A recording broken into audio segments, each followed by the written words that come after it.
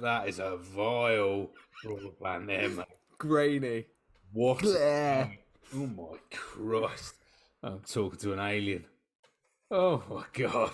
That's why I prefer the other camera. It's a bit more blurry, so you can't really see how absolutely hideous and tired I am right Oh my God! now. Talking of which, you've had COVID. I Oh, have, don't you hide that cough. I No, no, have, no, no, no. No, I've no, got to, no, no. I can't bore the listeners with coughs here, mate. But yes, yeah, I had COVID.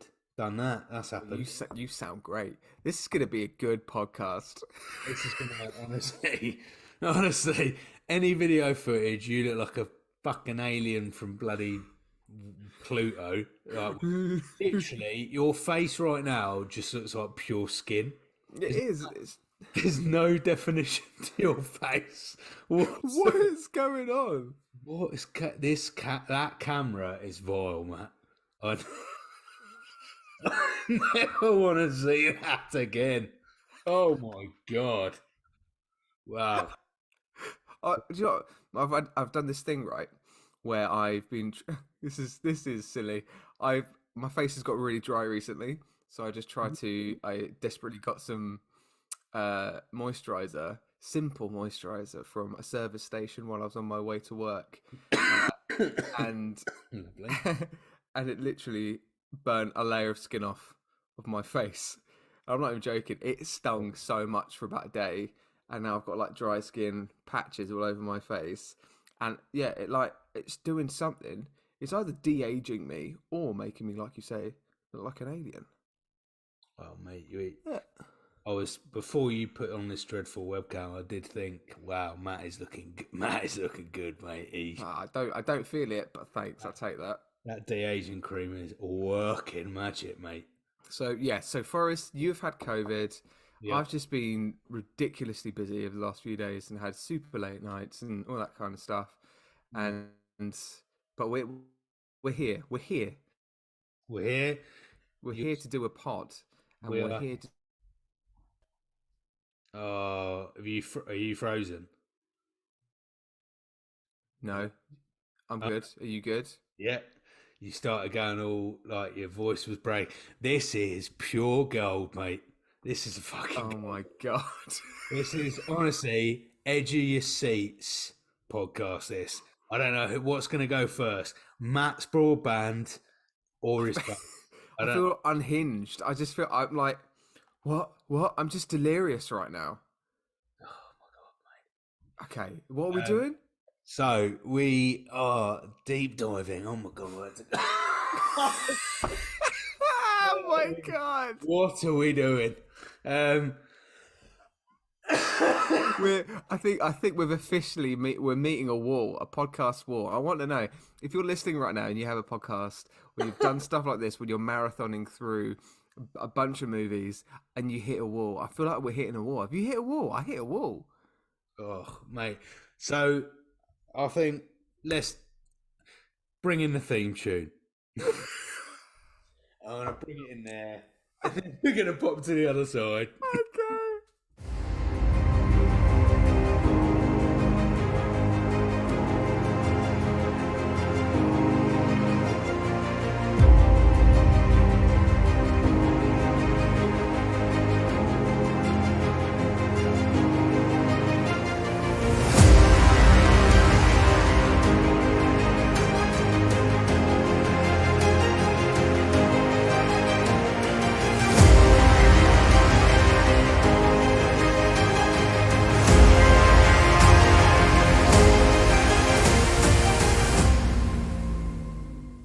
So We're just stumbling our way through this, my friend.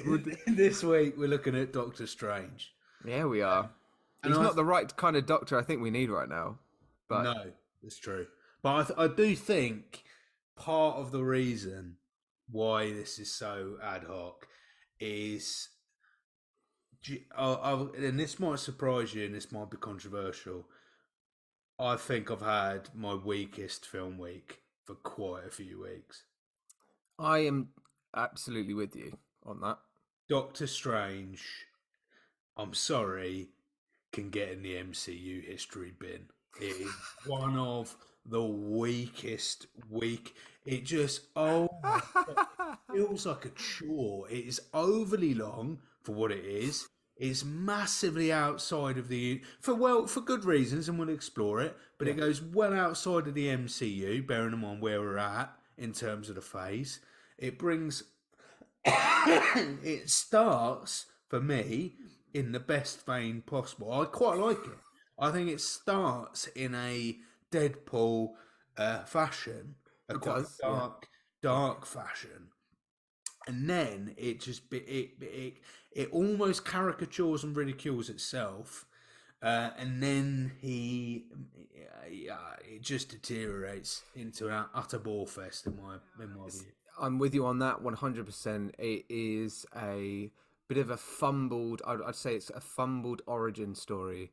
The first part of the movie, in terms of like the car crash and him, being paralyzing his hands and trying to, rehab his hands, and he can't ever be the same doctor that he is, the amazing surgeon that he is and was. And it's just a fumbled story. It doesn't read very well. There are some good moments. Um, Yeah. However, I vividly remember watching this for the first time and thoroughly disliking it and not getting it really. I did not getting and understanding what a Doctor Strange is, and why are we introducing this hero, this particular superhero into the MCU, because which I find quite interesting is that, I mean, this might be me being completely naive, but like always knew a Doctor Strange and knew it as a Marvel superhero, but I always accounted for that superhero being like a B-lister superhero, not up there with the Iron Mans and the Captain Americas. And then Yeah. all of a sudden you've got a Doctor Strange. But to be fair, before now we've had an Ant-Man. Um, Mm. but it's clunky. It's a bit boring. I don't. It just there are some, again, good moments, some good action standard moments that you get from an MCU movie, but generally on the whole, it just doesn't hit. It's Mm. come off the back of a really good movie with Civil War, and then Mm. you go into this, so that's what's jarring. That's what I think, what I found a bit jarring. Yeah, and I think it it feels shoehorned in at this part of the phase in this phase Yeah, because why is it second? like, I just I don't we could have got the time stone in so many other ways, right? Mm, And for me, actually, given that what we know where MCU is now, and we're heading in the direction of the basically the central plot is this multiverse, right? mm, Is yeah, is going to be Kang and what he's going to do in terms of appearing all over left, right, and centre. So why bring in? It's essentially they could have waited a phase for Doctor Strange. Do you know what yeah, would have been better actually, retrospectively? So we've just me and Matt both watched a YouTube clip which kind of digested the whole of the MCU, and he was talking about this guy was talking about his kind of opinions of why yeah, the MCU is a bit weak at the moment. yeah, And one of the things that he said, which struck a chord with me, Matt, was that he said that now we've lost Tony Stark and Captain America, that we've lost two central figures. yeah. Now, what actually might have been quite nice is we had Doctor Strange and Spider Man, right? In the newest Spider Man film, we had them two paired up quite nicely. What I would propose is that actually Captain America, sorry, Doctor Strange should have appeared in phase three, so that we would have had no. In What phase phase are two, we in now? we're in Phase phase four. three. We're in Phase phase three. so he should have appeared in phase four because what Ah, would have happened is we would have lost Iron Man, lost Captain America, but gained Doctor Strange to be a parental figure for Spider Man in time for their film. so you're thinking that actually there should have been that through line throughout, where no, it's not Iron Man that's the father figure. It's Doctor Strange. Yeah, yeah, or well, or he just loses Iron Man, Right, so right. Iron Man is replaced by Doctor. It doesn't even have to be a father figure. Maybe Doctor Strange isn't the type of character who would be, Yeah. but he's that that natural figure who would then turn like move into leading the MCU. So you've got that that two minds going against each other. I just don't feel that actually, retrospectively, Doctor Strange fits in very well in Phase Three because No, essentially you've already got your main characters. you've already got your main characters. We know where it's headed. It's not about the multiverse at the moment. So why not stall that away for Phase Four when you know that that's the aim for Phase Four and Phase Five? I think you're right, and you're hitting something that's a thought process that's probably thought by many other MCU fans as well. And just to kind of reference that kind of video, so it's a 28-minute YouTube clip by movie overlord no movie overload. So check that out. Well, I tell you what we'll do, we'll put a link of that on our Instagram so you can have a look at it. It is a really great watch, and it hits very very clear things that I think are happening in the MCU, and it is titled "Why the MCU is Falling Apart." Um, I think we're at risk. I think we're in dangerous territory, in particular with the current Phase 4 that we're at, in terms of the misses that we're finding with She-Hulk, the misses that we've been finding with other TV series, Disney Plus series of MCU stuff, and as well things like Thor: Love and Thunder's been a disappointment across the board, and even moments of multiverse of madness as well. So something's gone awry, and I think you're kind of hitting what might be the reason why, because we've got Doctor Strange now in the MCU that's been introduced in the beginning of Phase 3, but he doesn't really become a prominent character until after Endgame. Mm. So, and what we're talking, if we're, when did this film come out, Doctor Strange? Doctor Strange came out in the year 2016. So, Doctor Strange, the first Doctor Strange movie came out in 2016. Avengers Endgame came out in 2019, right? So that whole arc between Phase 1 to Phase 3 is played out between 2008 to 2019. And then we have the first origin story or origin movie of Doctor Strange in 2016. And then that kind of gets wrapped up in his story, and he doesn't become a prominent character until 3 years later. Yeah, yeah, You know, he's in it too early. Like we don't need to know anything about his world until Thanos is gone. yeah. Thanos is no longer a threat, and it really proves that when you go This is what we're back and getting though, watch. mate, though, aren't we? Like, same thing with Ant-Man. Ant-Man's now becoming a prominent character in the Avengers lineup Yeah, yeah, with Doctor Strange. And we as a fan base are like, well, no, that doesn't work. Well, it doesn't work for me. I mean, personally, it doesn't work for me. yeah. I don't see Ant-Man as a leader among men, because we've already had that leader among men. That was Captain America and Iron Man, right? Yeah, yeah, yeah. We've had them. We've had our leaders, and they're gone. And now we're kind of trying to fill those shoes, when really it's not. I think in order for us to do that, you either need to reboot, or you just do something else. Don't Mm. call it Avengers anymore, or just get young Avengers in. I don't know. Yeah, yeah, yeah. Or just do X-Men. They probably should have just went straight to the X-Men after Endgame. To be honest, they Very should have true. probably started that again. Straight to X-Men would have been a great idea, to be I don't honest. know. I think that's you touched on a really interesting point there, and I would be interested to see if anybody else has the same thoughts about that. In terms of our question being, do you see Doctor Strange as a prominent character and leader of the Mm. Avengers now? Yeah, yeah, yeah. Yeah.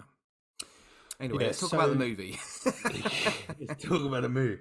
1 hour 55 minutes, well too long, massively too long. that is long. Yeah. It's Yeah. hugely too long. This film.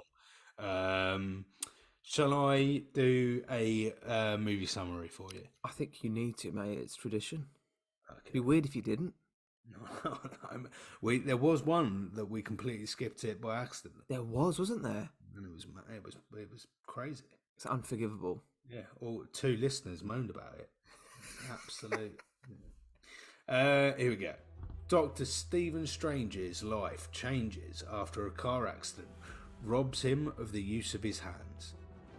When traditional medicine fails him, he looks for healing and hope in a mysterious enclave.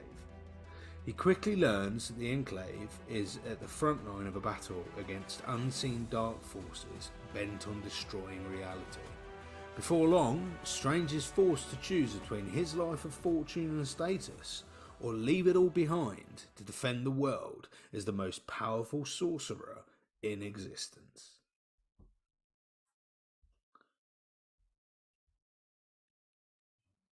Well, sorry, it took me ages to unmute myself. Then I was just doing my usual because every time you do, sorry, this little backstage thing for you, dear listener, is that whenever Forrest does the summary, I then use that as an opportunity for me to quick bit of kind of recap research. So I kind of like get up the cast on my on my screen, get my notes up just in case I forget to get it out. So I always use that moment as a kind of prompt for me, and that took just a little bit too long. And I forgot to unmute myself there for the delay. That's all right. Anyway. Shut up, Matt. That's an explanation here, Yeah, bud. no, sorry. Yeah, it's fine. Again, self-explanatory. That it's not dramatic, is it? It's not. It's not. Doesn't pack a punch. It's not throwing out all the kind of stops in terms of this is gonna be an amazing blockbuster movie with high flying punch at the back. No, I mean, and maybe to the credit of the movie, it's kind of bringing in a different genre, isn't it? The Yeah. mystic arts, a mythical kind of element now into the MCU, an outer worldly, multiversal kind of view, which is now. I think this is the thing. I actually quite enjoyed Multiverse of Madness. The whole multiversal concept in Marvel genuinely is very exciting for me. But it's it just doesn't hit right in that first act. So we kind of see, you know, Stephen Strange being this kind of cocky. Is it a physician? Is that his name? Is that what he is? A physician? A physician, yeah, Physician? Physician? physician, a physician. That guy. And he's boastful. He feels like he's got the gift of the gab. He's like, yo, I'm so good at my job. I'm great. I got loads of money. I'm a playboy. And then he gets humbled very quickly. Why does he have an American accent? That's really interesting that you say that, because when I watched it the first time, I was really thrown by his American accent. What? I don't know. Why does he have an American? Do we ever find out Where why? he's from? Why he has an American? Because they're in England, right? No, they're in New York, aren't they? Are they? Yeah. Okay. I'm pretty sure that's the first. Yeah, everyone scene. around him is English. Everyone around him is English. In the hospital. No, Everyone. it's in America, that bit. Rachel McAdams definitely has an English accent. Oh, she doesn't. Are you shitting me right now? No, she does, right? No, mate. She definitely has an American accent. No. The hospital and his location. I know I've been ill, but I've not been that fucking ill. Right. Have you watched the wrong movie, mate? Let me. Yeah. There's sex scenes in it, right? You watched Doctor Strangler. Oh. Right. Hang on. I've got to check this out now. Rachel McAdams. Here you go. Right. Doctor Strange. You got to watch a scene now, haven't you? I've just got to. This is Oh, gonna be hello. No. copyright. Oh, it's a. Oh, oh. Oh God, Jesus Christ. Here we go. Hang on. The anticipation No, of fact checking the moment that don't want Forrest that. may have right now in this moment gone completely mad because he currently thinks that Doctor Strange was set in the UK. Yeah, she's definitely American. Why did I?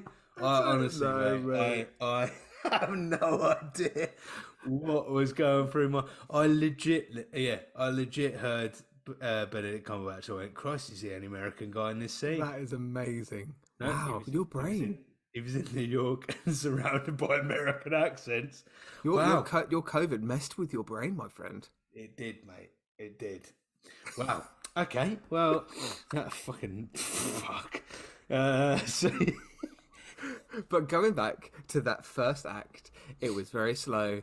The fact that he then he has his accident and everything goes wrong with him and Rachel McAdams' character. What's the character's name? Escapes me right now. Classic Matt. And Christine, you're right. Christine, thank you.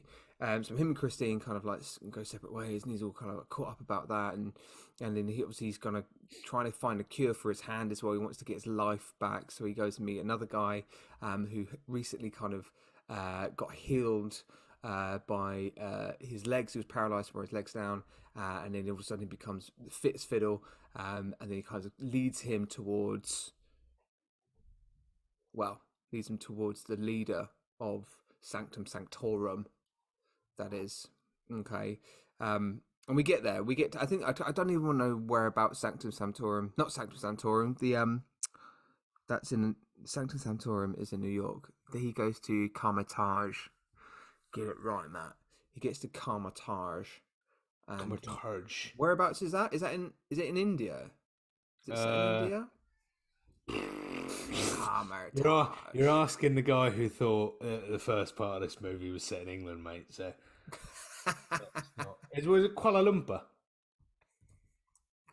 I can't even spell it.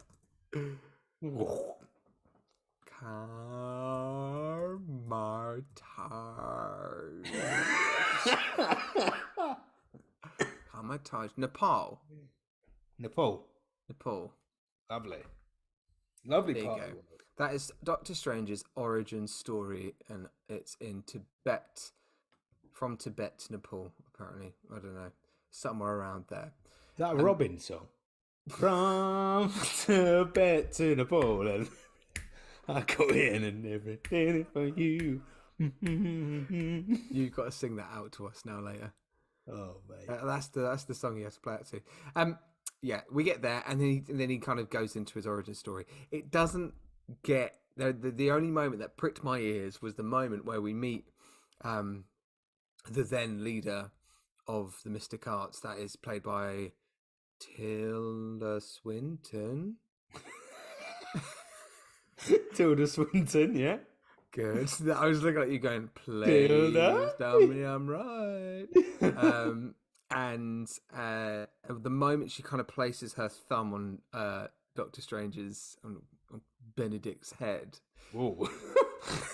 I'm glad you transports him through all the planes and the multiverses, and then he goes through the mirror dimension and all that kind of stuff.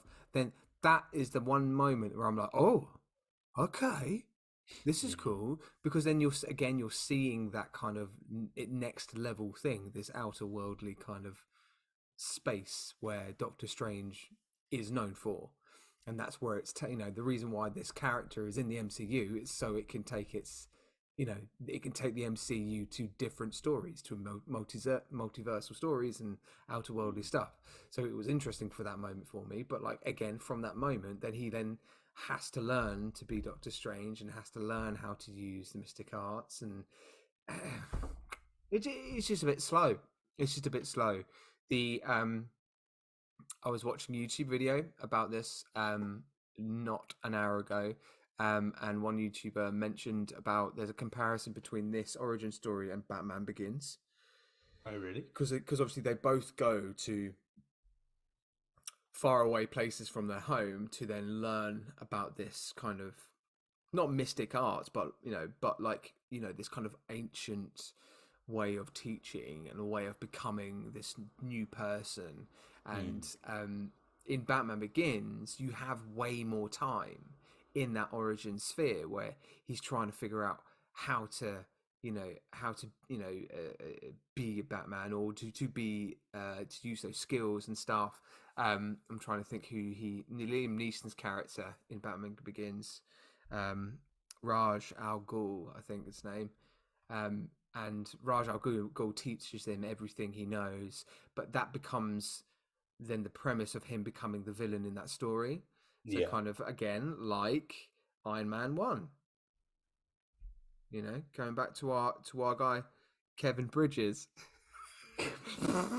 Jeff Bridges. Kevin Bridges. Bridges. But Obadiah and Tony Stark, right? So you got that kind of like father figure, but and then turns against you because you've become now the leader of the pack. Effectively, you've outwitted the teacher, and there's none of that. There's obviously there is just another guy who's a part of the Mystic Arts tribe in Doctor Strange that goes bad.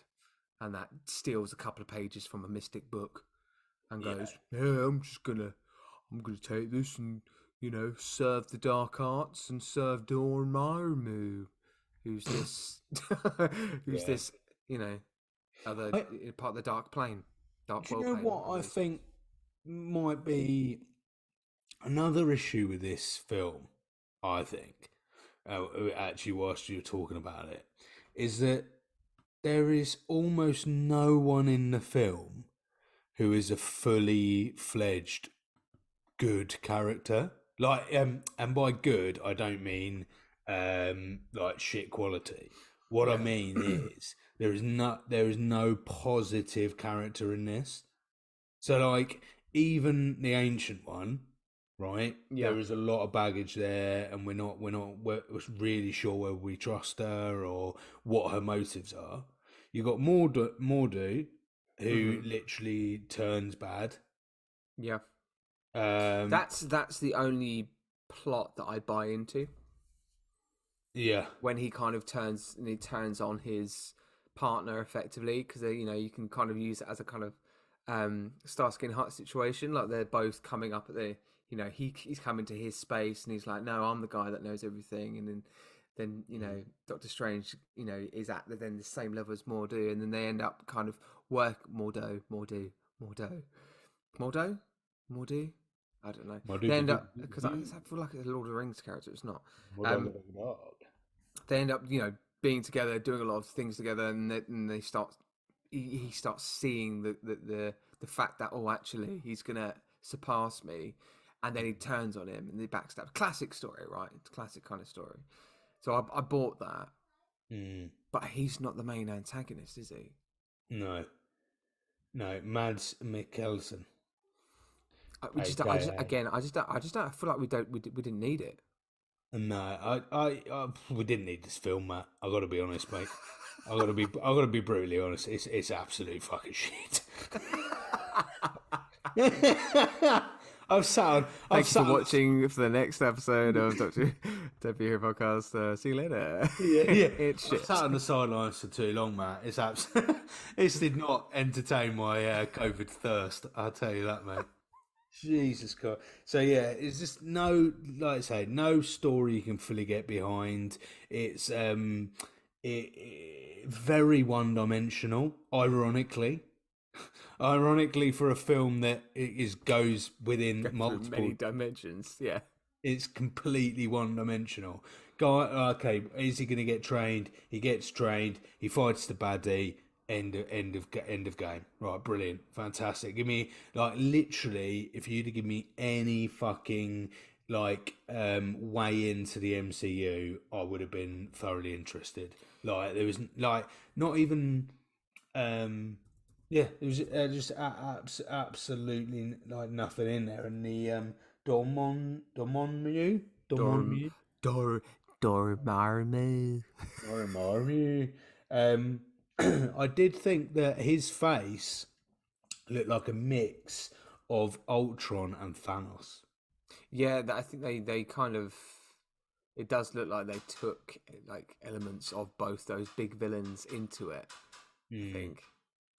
But it was, yeah. I thought, I thought, come on, surely we can get another superhero in this film, or I don't know, just link it back. Like fuck me, all of that. It was just quite standalone, wasn't it? Like in terms of it being an origin, story in the MCU movie. It was quite a standalone thing until the mid-credit sequence.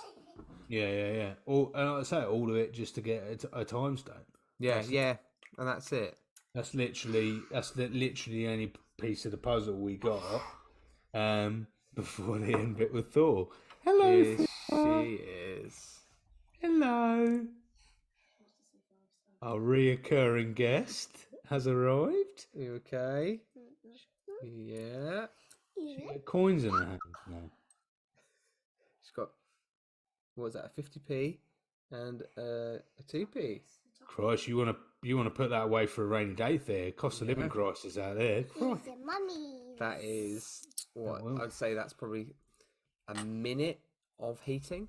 Yeah. If you're lucky, 30 seconds of heating and 30 seconds of a blanket, mate. Yeah. Woo. Oh, you need the headphones, do you? Okay. Oh, here we go. Okay. We were just talking about Doctor Strange's amulet, which has the time stone within it, and how it was kind of, my thoughts are that it maybe should have been introduced at the beginning of the movie, and it should have been something that was tied in and threaded throughout the movie, but actually just kind of, so by the way, this is kind of like a big deal, and then it gets left with, and obviously he gets to control the time stone, obviously, and uses that to then defeat Dormammu. I thought she was about to talk, but she hasn't. She's just holding. Oh. Okay, get away from that mic so I can talk. It's Daddy's time to talk. Do you want to talk? Go on then. Use your mouth. Oh, she's just opening the mouth. Opening the mouth. She can talk sentences, just so you know. Yeah. It's dear going to be listener, going you on know, for in 10 years' time. There's still doesn't talk. I think it's just what's quite funny is that she finds Zoom still quite a jarring concept, but she's effectively, she's not a COVID baby. She was born just before COVID, but I think you would have found this the norm, mate. Yeah, this is what you're growing up with. Yeah. This is life for you, Theo. Yeah, she's just nodding away, just pretending to talk, using her mouth. You are a funny onion. Funny onion, aren't you?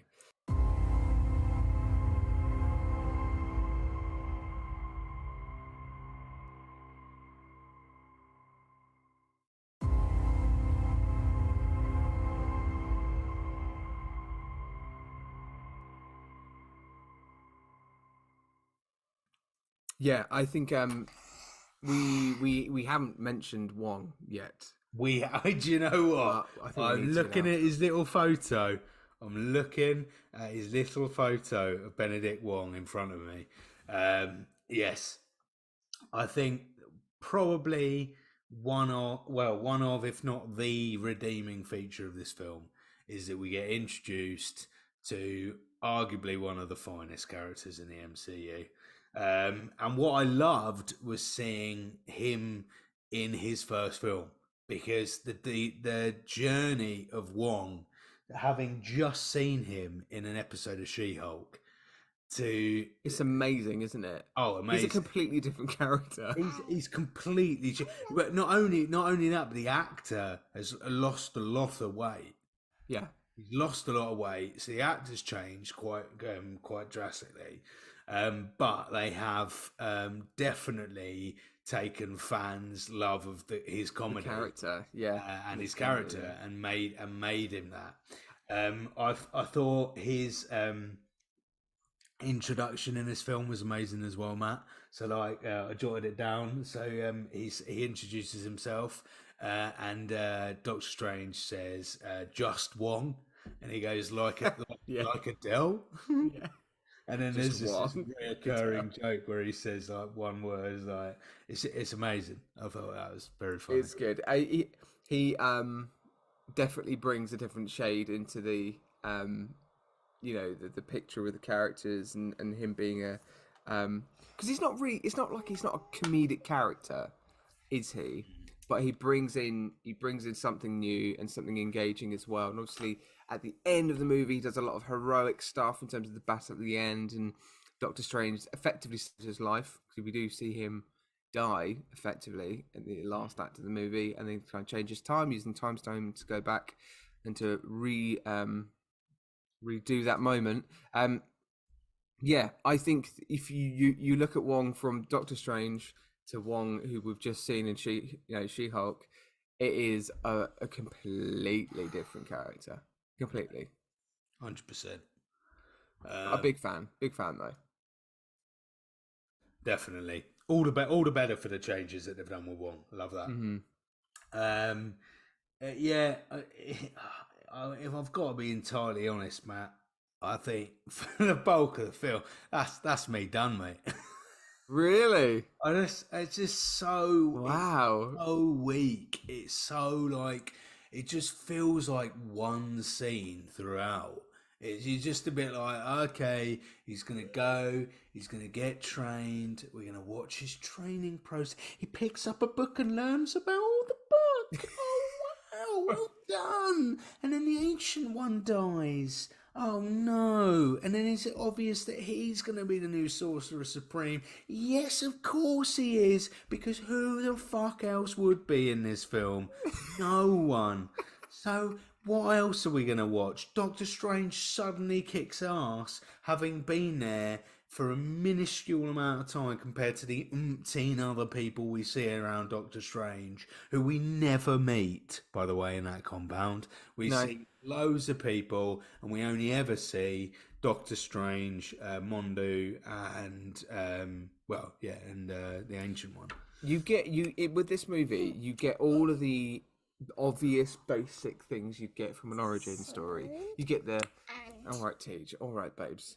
So you get the location, you get the idea of what the origins of the powers that he gets. You get to see him being taught these powers, using the powers, getting his secret weapon, which is effectively the time stone, or you can argue that the cloak is a secret weapon as well.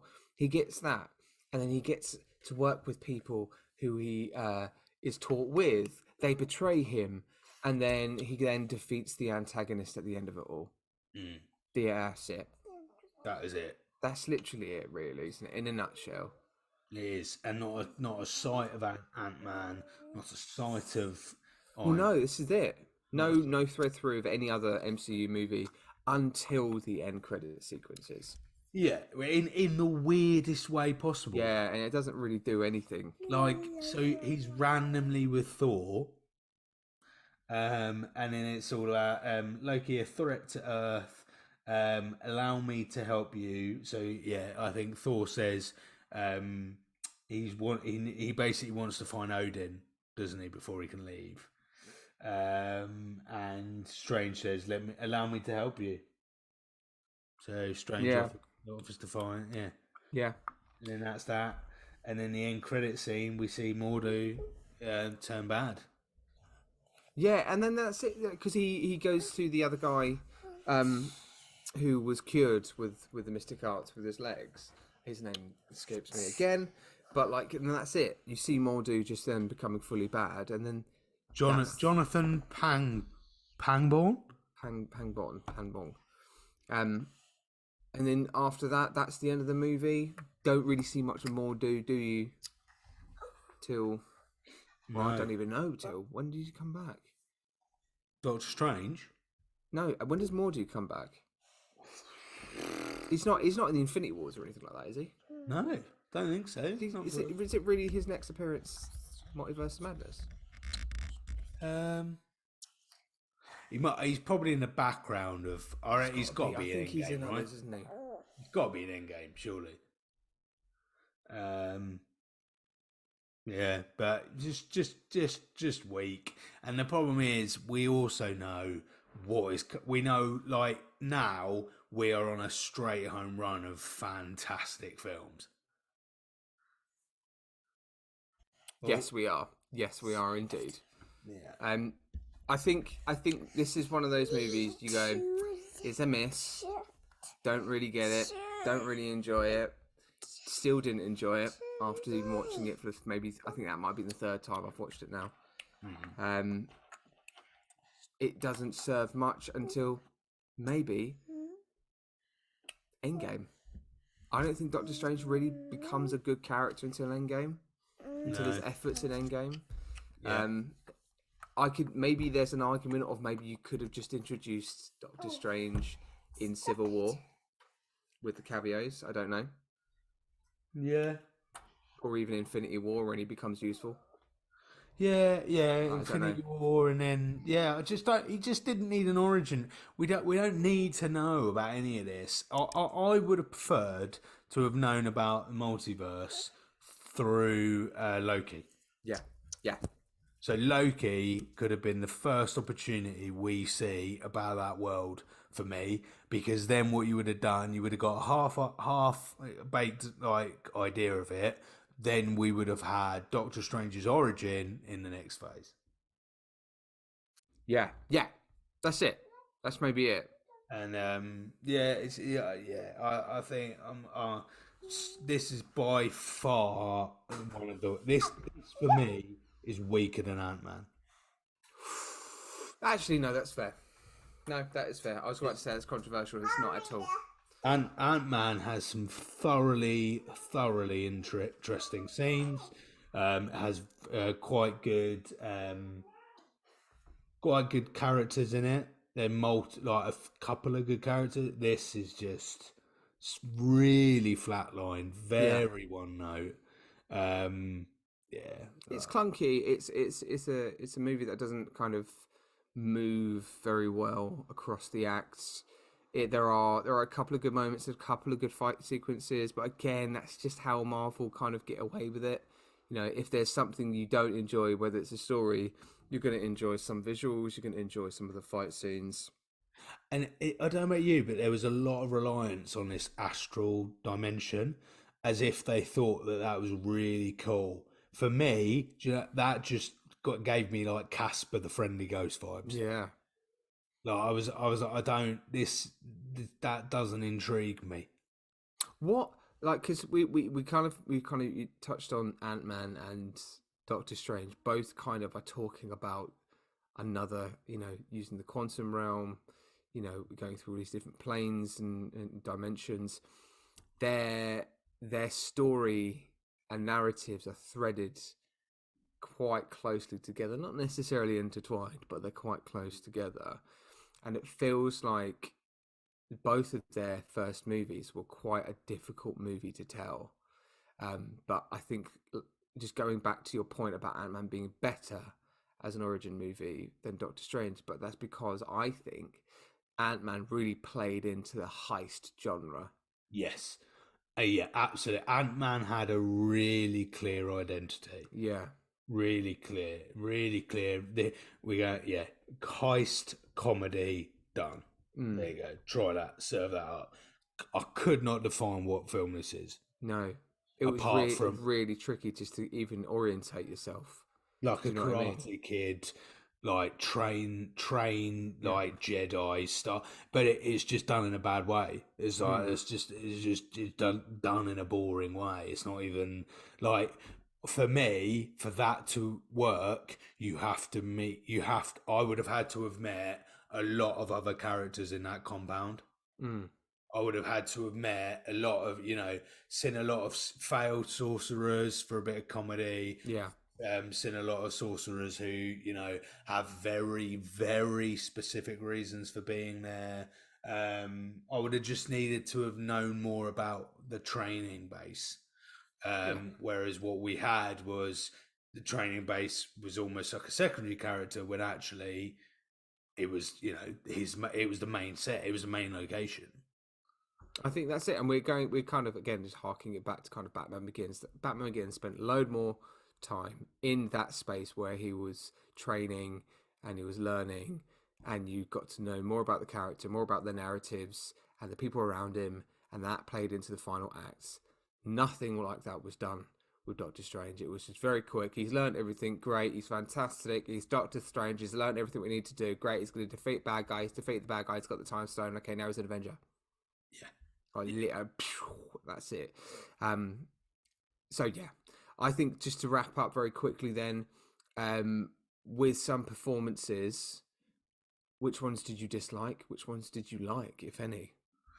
Benedict Wong. I liked. I thought Tilda. Tilda was good. I just don't think the writing of the character was that interesting. Didn't I really think- buy into the fact you know the character's name is the Ancient One, but nothing really is kind of like told much about what the Ancient One is and how did they come to be, and there wasn't many layers or context played into it. It was just like, this is the Ancient One. Okay, cool. They're a big deal. All right, fine. Yeah. That's it. Yeah. Mordu, big fan. Mordu was good. You're so... Oh my god. It was. You're just so not. I mean, I think this has got to be your least favorite MCU movie of all time so far, right? I think you've met the bottom. So bored. Bored watching it. I was bored watching it. I had no interest. It just didn't capture me. It didn't go. It didn't put me in a little forest box and go, here's your entertainment for the next 2 hours, my love. It started so promisingly because it started dark, dungy, gritty. I was like, yes, come on. Ooh, yeah. And then it goes, oh shit, we're not actually sure what we're going to do with this. Oh, welcome to the compound. Oh, read a book. I was like, okay, all right. Yeah. Like even the scene, right? The scene that literally had me and then shut me away was the bit where he's just had the accident. Yeah. And he's grown the gruffly beard and he's in his flat and it's like proper rainy, dark night. Rachel McAdams, so Christine comes in and they have like an argument. Right. Okay. And that was properly reminded me of Deadpool. Really reminded me of Deadpool. Really rough scene. And then straight from that, it just loses its way. As soon as he leaves the country and goes elsewhere, just loses it for me. But I've got some interesting news, Matt. Okay. Go on. Actually, before I go into the interesting news, it is about this, but before I go into the interesting news, who was your favourite in terms of the acting? Oh, it's a weird one. I do rate Benedict Cumberbatch as an actor, and I do think he's a very great actor. Actually, he's a superb actor. So I'm gonna say Doctor Strange as the best role, but not because of the script, but I just think he did the absolute best he could with it. To be fair. Oh, and sorry, I do think he was amazing. Yeah. Yeah. And he is like, and this is the thing, I cannot think of anybody else other than Benedict Cumberbatch playing Doctor Strange. So, you know, the same way of not Captain America, to be honest, actually. You know, I think with like Iron Man, you can't see anybody else playing Iron Man other than, Robert Downey Jr. playing Tony Stark. But like, he makes that role his, and he's claimed that very well. Which is not an easy thing to do. So I'll give him that. Can I just do a bit of fan fiction for you? It's a completely different type of fan fiction, my friend. But I think just to wrap it up, I'm gonna do a Doctor Strange poem for you. Okay. But before we do that, you give me some Quavers ratings, my friend. So, talking about ratings, before I do, this is what I was going to say. Oh, sorry. So, because we were comparing, flip-flopping between this and Ant-Man. Yeah. So, would you like to know what well, not the official, but the Rotten Tomato ratings are between the two films? Oh, yeah, go on. That'd be good. So, Comparing and contrast, my friends. We're comparing and contrasting. I love it. I love it. I love it. So, the tomato meter, that's what I'm going to use. So, tomato meter for Doctor Strange was 89%. How high do you think Ant-Man was? I want to say I want it to be higher, but I probably don't think it is. I think it's probably about 76. 83. Oh, okay. So They're quite close. reasonably close. Now, what's even more, so bearing in mind what we've said, or I've certainly said, Ant-Man better than Doctor Strange. Because now the audience score, so the audience scored Doctor Strange at 86%. That's based on over 100,000 ratings. 86%. Now, Ant-Man got 85%.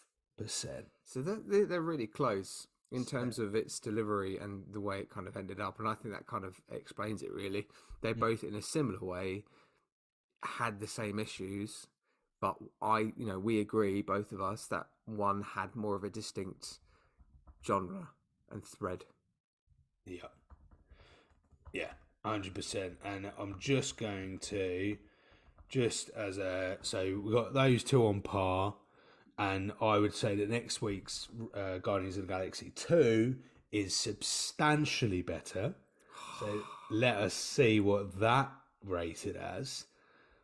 Oh my, shut up. Go on. Fucking outrageous. So the tomato meter has got Guardians of the Galaxy 2.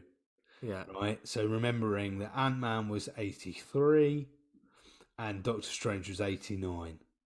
Okay. Guardians of the Galaxy, apparently, tomato meter, 85. Oh. No. You love it, don't you? Yeah. Yeah, there's nowhere near. You can't put it anywhere near It's these. interesting. But their audience interesting. score was 87%. Yeah. That does lead both the other films. So I'm audience. looking forward to that one, that's for sure. But shall I leave you with a poem before we wrap up Let's do the fan fiction. Doctor Strange? Okay, so this is from fanfiction.net, my friends. Smart Kira wrote this wonderful poem. It's called a Doctor Strange poem. Time waits for no one. Time just doesn't stand still. It just passes you by, so enjoy it while you can. But to manipulate time and space for insidious reasons and selfish reasons means to change the course of history and everyone involved in it. And see. Wow. How much? I mean, that was. You need to be Doctor Strange. Thank you. Yeah, honestly, that was chef's kiss. That would have kept me. That would have kept me like a little genie in a bottle for 2 hours. That would have done, mate. Wow, well, we were. Oh, I tell you. Well, there we go. That's Doctor Strange. That's all fine.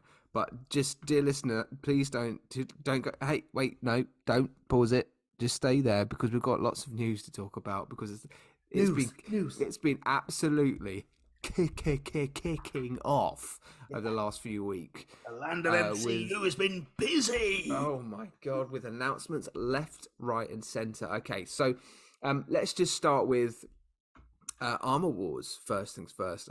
So originally, Don Cheadle is to be throwing himself back into the War Machine suit. And he's been originally granted a Disney Plus series for Armor Wars, specifically for War Machine, that kind of follows on after Secret Invasion, which he also features in. However, things have changed now.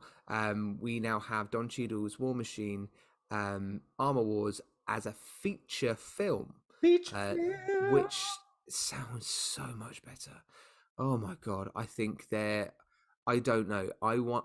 I'm theorizing here, so I have a feeling with the negative responses that we've been having with She-Hulk, with Yeah, even Falcon and Winter Soldier. I see where you're going There's with this. there. I think they're kind of going, oh, this formula's not working. Yeah. This kind of, we're just going to throw some superheroes in and do uh 30 minute, even not even that. Some She-Hulk episodes last less than 30 minutes. It doesn't work. There's no storytelling. It's just, don't cheat MCU fans like that. They don't deserve it. They're one of the longest reigning fans of a cinematic universe ever. Don't do that. There's no Matt, point. can I also say though, Yeah, I would prefer any day a 25-minute, all capsulating incredible 25 minutes yeah. than any 1 hour bullshit. And what 1 hour bullshit would you say would be a 1 hour bullshit? Um, some Loki episodes for sure. Really? There are definitely I two would or three Loki episodes that are like outrageous in terms of zero substance. I would argue that Loki was one of the stronger ones, not the strongest. Oh, it's there. Oh, But 100%. 100%. No, don't get me wrong. It is incredibly strong. But mm, there are 2 to 3 episodes that are pure filler, mate. mm. I think off the bat, when you start with WandaVision as the first Disney Plus announces itself as a streaming service, you get Mm, WandaVision, everybody's on board. Endgame's just happened. Oh my god, yeah, we get more content. Brilliant. mm, We're with it. WandaVision is successful. It is a good TV show, and it works as a formula because it's meant to be as a TV show. So within that kind of formula, it works perfectly. That mm, was a hit. Great choice. But as we go down the lines, you start realizing that okay, this character needs its own movie. Like as much as I keep raving about Moon Knight, it is a good TV series, but there are faults within it, and I still feel like it would have been better as a movie, um, just I to th- introduce the character. what about? I thought Hawkeye was incredible and worked as a TV series. I don't. I Mm. don't. I think I mean, I really liked the introduction of new Hawkeye. Whose name again escapes me? It's a Haley. We are both Oh incredible. my god! It's not Florence Pugh, that's for It's sure. not. My favourite Florence Pugh. Uh, Kate Bishop. Kate Bishop. That's it. What's the Kate. actor? Who's the actress's name? Oh, for fuck's sake! Right, Come on, come on. as soon as I come off it, mate. Come on, tell me. Kate Bishop is played by.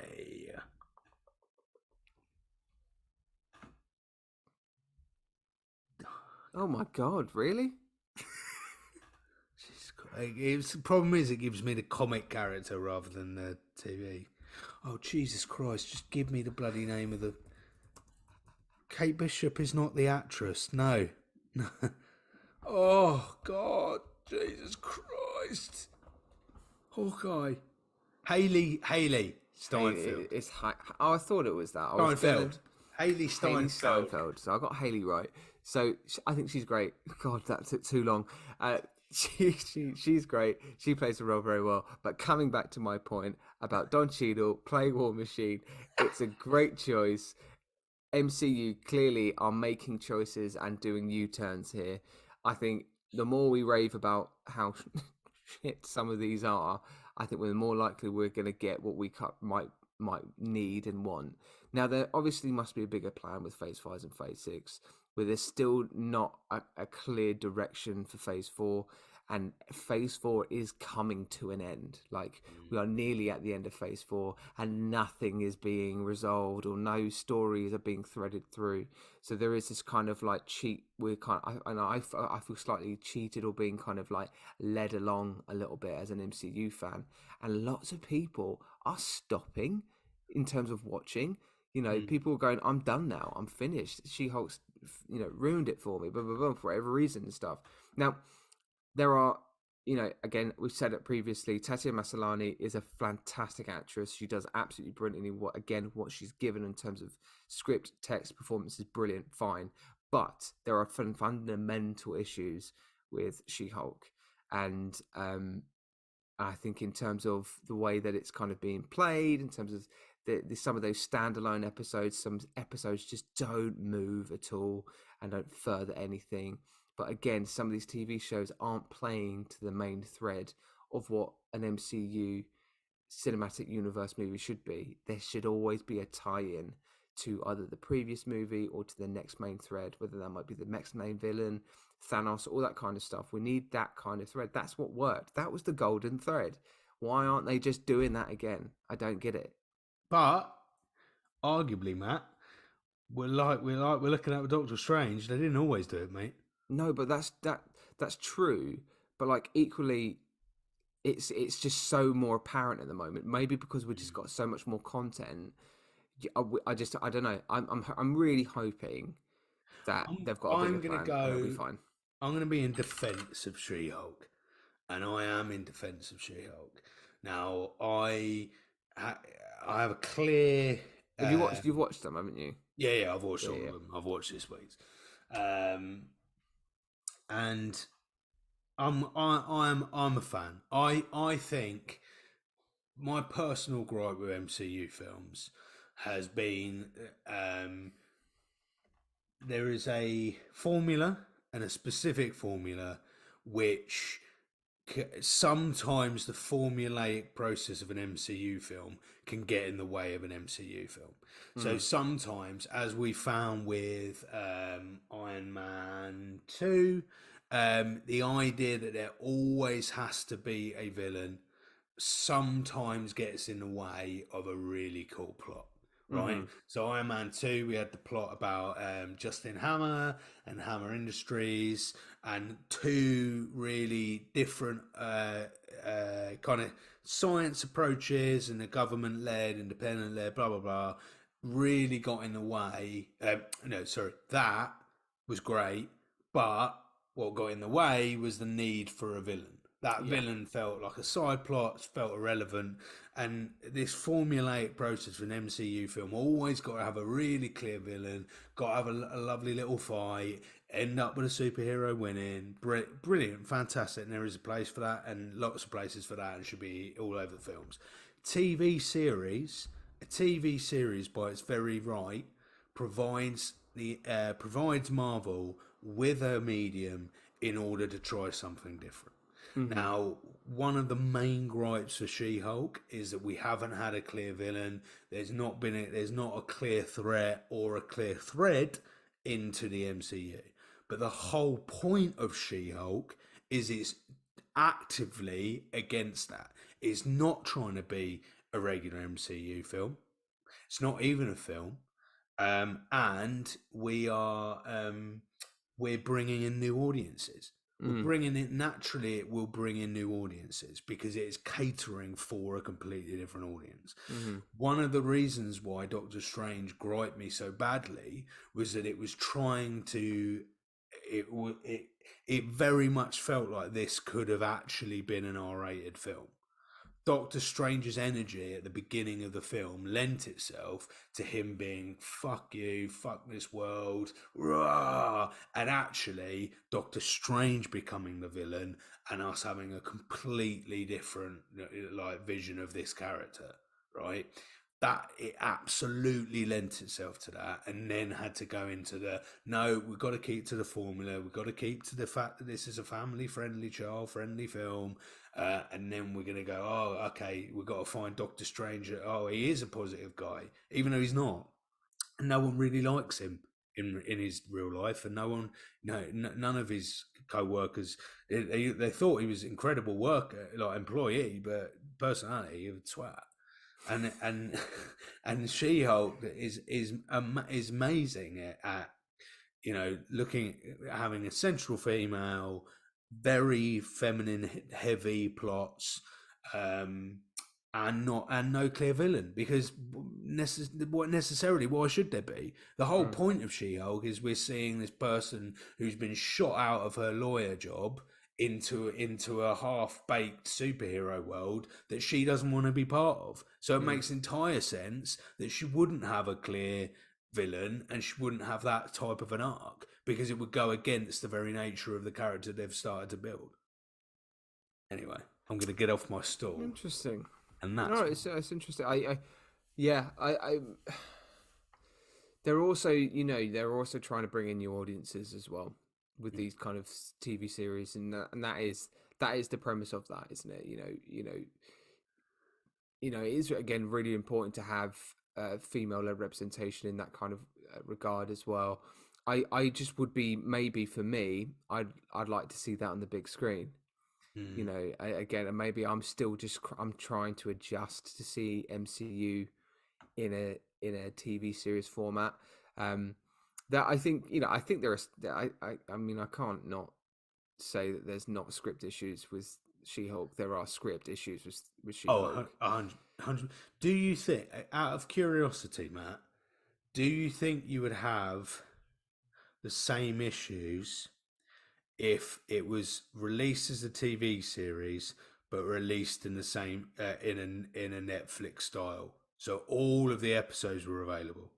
Maybe so, because then you can binge through it, and you can just maybe try and find that thread through. Mate, that's true. When this is the thing, like, if you think of the Netflix series of like Jessica Jones, brilliant, fantastic series, female-led Marvel show, not tied into the MCU, and even the Daredevil Netflix series. It's just incredible. Dear listener, if you haven't seen the Daredevil Netflix series before we get Daredevil introduced into the MCU again, watch it. It hits very differently, and this is another thing in terms of backlash of She-Hulk, which is unfortunate, is that a lot of diehard Daredevil fans from the Netflix series are kind of hitting out in the fact that we're going to get a sanitized version of Daredevil, effectively, that's going to be for a family-friendly audience, played by the same character, same actor, which will, I think we'll still get great performances out of Charlie, I think his name is, who plays the role. I think we'll be fine, but like equally, they're just changing Armor Wars to his feature film. I think already is a good choice. Yeah. Anyway, rant over about that, because that's not the biggest bit of news. We've got also this week, today we have had the new Black Panther 2 trailer coming out. So many hints and shots in there to new characters, into the new Black Panther suit is revealed at the end of the trailer as well. You get a little bit of a sort of slow kind of like crane shot up, and I think you get kind of like a shot moving up of new Iron Heart as well being made, and flying up into the sky. So there's I think it's going to be great. It's going to be emotional. I think it's going to play and hit hard. I think they're really there's a shot. I think it's Yuri. Is it Yuri? Is it Yuri the character? Yuri? Suri, isn't it? Suri. Where she's crying, like really crying, and I'm like, I wonder whether we're gonna see Chadwick's Black Panther as Black Panther die in a fight scene or something. Oh, okay. I don't know, but like, it's going to be emotional. It's going to be passionate. You can feel it. It's palpable in that trailer. So I don't know about you, mate. I'm so excited. It is the only thing that worries me. Oh God. is the have you heard about the film length? No, go on. So Black Panther 2 is going to be the second longest film in the entire MCU. So you're talking about at least 2.5 hours. Yeah. They released the running time. Do you want to know what the running time is? I do indeed. I'm desperate. And this really concerns me. So 2 hours 41 minutes. Well, it's got to be good then. This is a problem, but very rarely the long ones are. It's Not 2 true. hours 41 minutes. Civil War was long, mate. Civil War was long, but it was still good. Yeah, it still wasn't as good as bloody Winter Soldier and stuff, though, was it? That's your opinion. Yeah, that's true. This is Wasn't true. mine But last week, mate. this is what a Wasn't mine. podcast is for, Matthew Juice. Exactly, mate. Exactly. Yeah, I don't know. 2 hours 40 is a long film. Endgame managed it because there are so many superheroes in it. I think maybe when it comes out, you and I should go and see it, and then we'll come back to yours and we'll do an immediate reaction. I'll throw it up on a little bonus episode. An immediate reaction, a bonus episode. A little bonus episode for you. Don't try and seize me. Oh, Talk about bonus. What gave me a big bonus was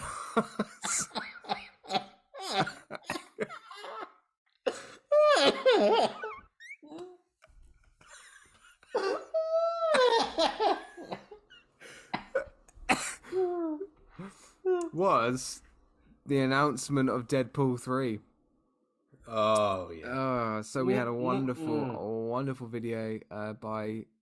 I honestly, I just love him, Ryan Reynolds. The guy rarely like writes something wrong, mate. He's so funny.